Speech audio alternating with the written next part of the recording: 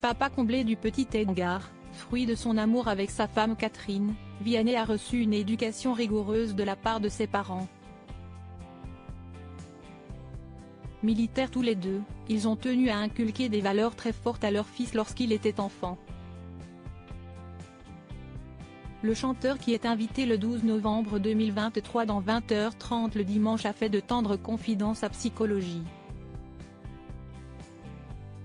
Interviewé par le magazine Psychologie, Vianney a évoqué son enfance avec nostalgie mais aussi l'éducation assez dure qu'il a reçue de ses parents. Issu d'une famille de militaires, son papa était pilote d'hélicoptère dans l'aviation légère de l'armée de terre tandis que sa mère était pilote d'avion puis instructrice. Elle s'est ensuite reconvertie dans l'enseignement comme professeure agrégée d'économie-gestion.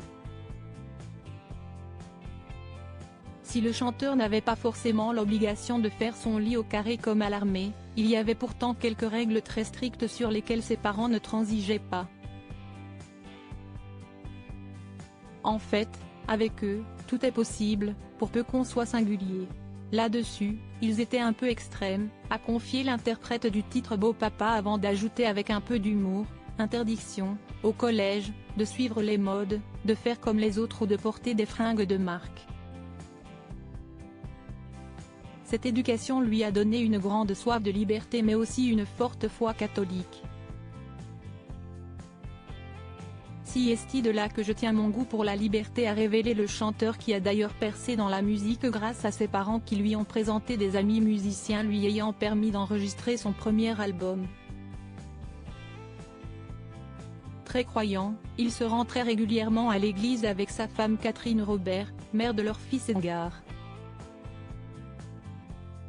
Il regrette d'ailleurs que les stars qu'il croise à l'église n'osent pas afficher plus ouvertement leur foi dans les médias.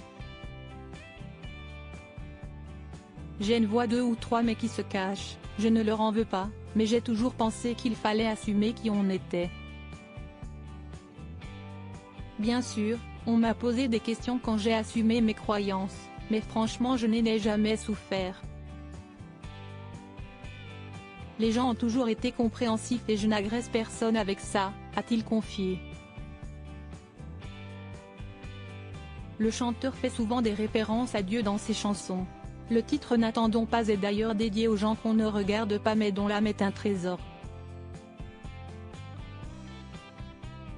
Aux petits, aux oubliés, à celui qui m'ouvrit le cœur en grand et que vous découvrez dans ces images. A-t-il ainsi écrit pour présenter le clip de la chanson Merci pour ça.